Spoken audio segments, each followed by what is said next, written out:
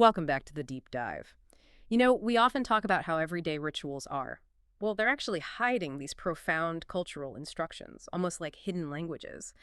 And today, we're taking something that seems so simple serving coffee, and we're going to treat it almost like an ancient text that, really needs decoding. We're diving into the very specific historic ritual of coffee service in Saudi Arabia. And this wasn't just about getting a caffeine hit. It was a high-stakes nonverbal system, the act of pouring, accepting, and even refusing a tiny cup. It transformed hospitality into a definitive measure of honor and trust. That's a great way to frame it. I mean, our sources today are really focused on the past, and they show precisely why coffee was revered as the measure of generosity, what they call Mikyas al-Karam. Mikyas al-Karam. Yeah. And this Karam. concept, Karam, it's absolutely central to historical tribal life. It wasn't just about, being a nice person. It was a public performance of your reputation, of your security, your wealth. All of it codified through this one beverage. So it's not just a generous act, it's an institutionalized one. And, we usually assume generosity is about quantity, like how much you give someone. But here, the metric is all about sequence and precision. Mm-hmm. The central, and I think really surprising fact we pulled from the sources is that to achieve the absolute highest degree of honor and karam, it required serving the guest coffee exactly 3 times. That specificity is everything. Yeah. It's absolutely key. If you didn't serve that third cup, you weren't fully embracing this concept of extreme honor.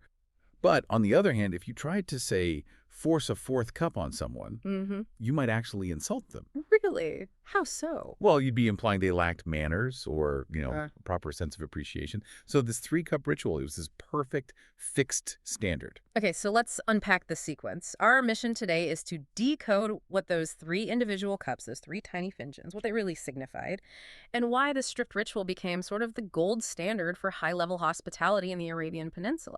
To set the stage, we really need to understand the environment. We're talking about the majlis, the council, or the gathering place. Right. This is where status was affirmed, where alliances were often formed, and everything mattered. The quality of the coffee, the kawa, usually spiced with cardamom and saffron, the elegance of the dala, which is that long-spouted coffee pot. Okay, yeah, I can picture it. All of that mattered.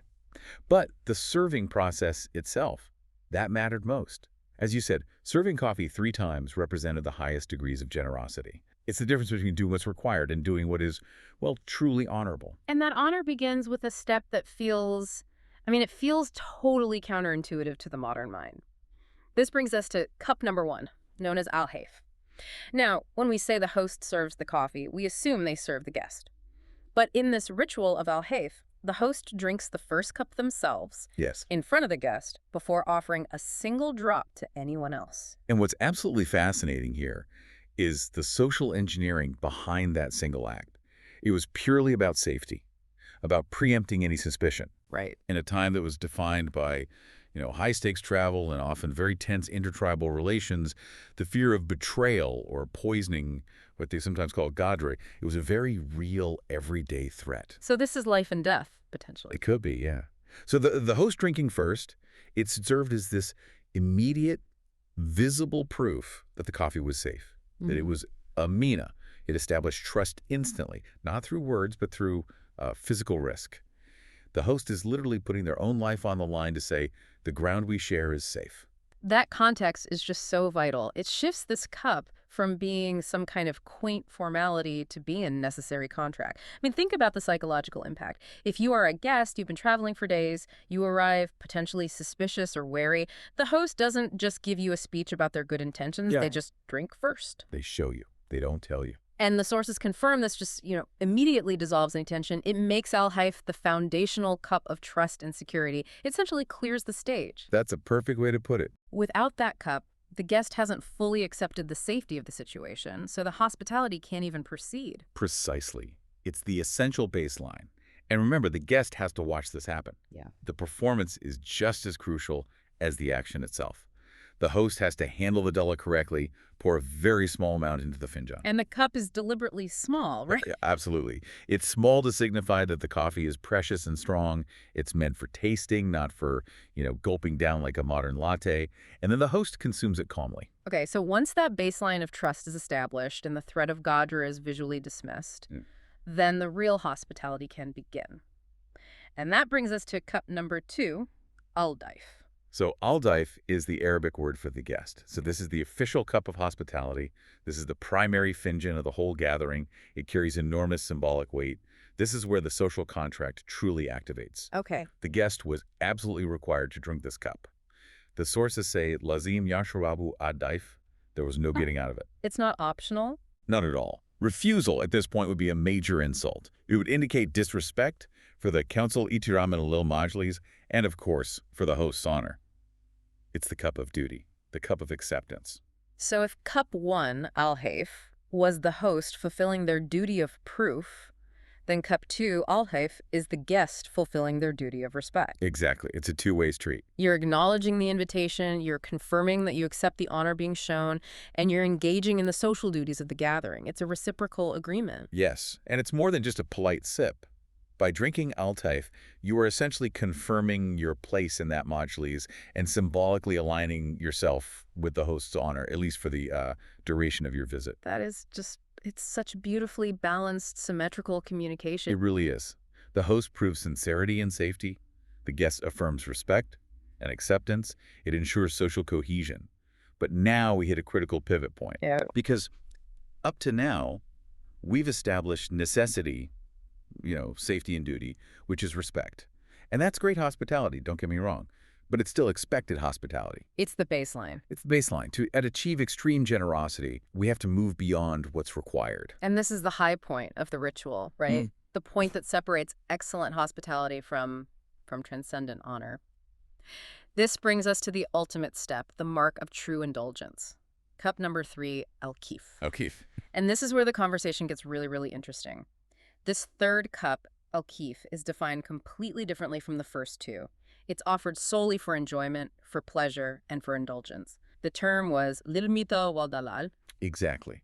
This is the cup that elevates the entire experience to what the sources call alamat karam bali, a sign of extreme generosity.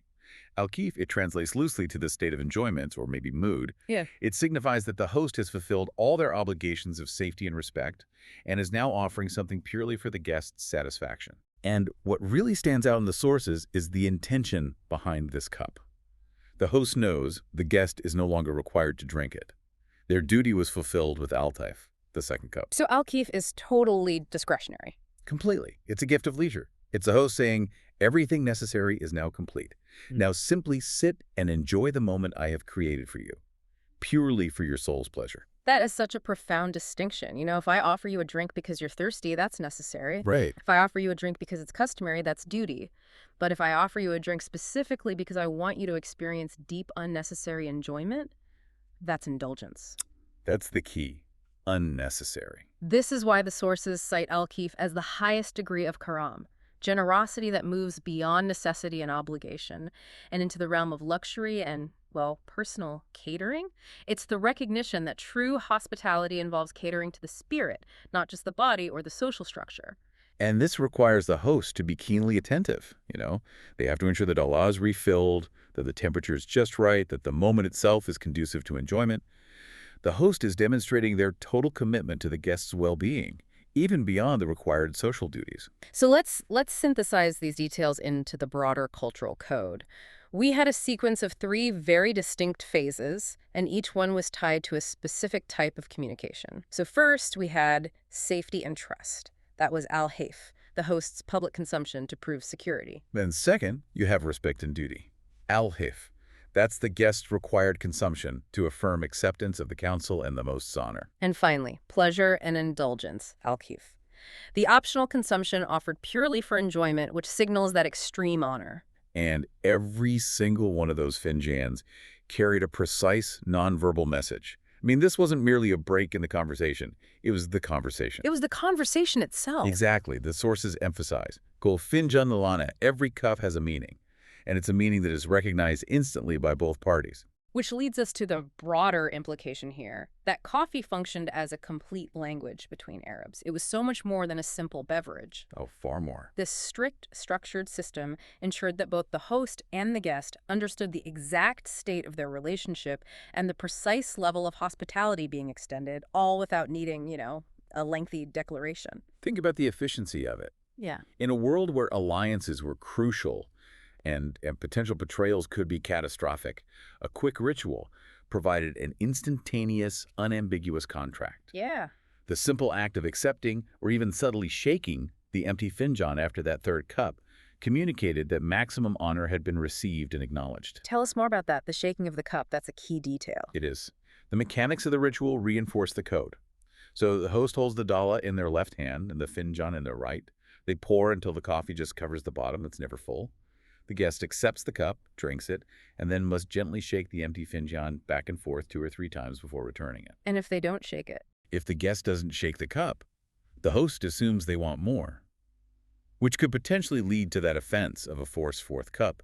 And that shifts the dynamic from honor back to just sort of obligation again. I see. So the body language, the shaking of the cup, it's the final non-verbal punctuation mark. It says, I have received the ultimate honor and I am satisfied. And this is the great aha moment for anyone seeking, a thorough knowledge of these cultural practices.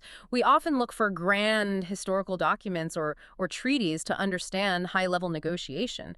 But here, the immense cultural and social weight is carried by the third small cup and a gentle shake of the hand. It's all in the details. These deep cultural codes really show us that profound generosity is etched into simple, repeatable actions. It functions as this clear, structured communication system, moving methodically from establishing fundamental safety all the way to extending gratuitous pleasure. It also reveals the historical concept of karam demanded a kind of structured escalation. You start by proving you are not an enemy with Al-Heif. Right, step 1. Then you move to establishing a temporary social alliance with Al-Heif. And only then do you move to treating the guest as, well, family, or as someone truly honored with Al-Heif. That elevation is what makes it extreme. That distinction, moving beyond necessity and duty into intentional indulgence, that's really everything when you're measuring historical honor. It's the difference between being a good person and being a person of extreme prestige. Well said. So to quickly recap this incredible journey, the 3 finjans moved from Al-Heif, which established trust and safety, through Al-Taif, confirming respect and duty, to the ultimate zenith, Al-Kaif, which offered pleasure and extreme generosity. A whole negotiation of trust and honor conducted silently through 3 precise sips of coffee. And that intentional movement, that progression from obligation to pure enjoyment, that's the core takeaway we want to leave with you.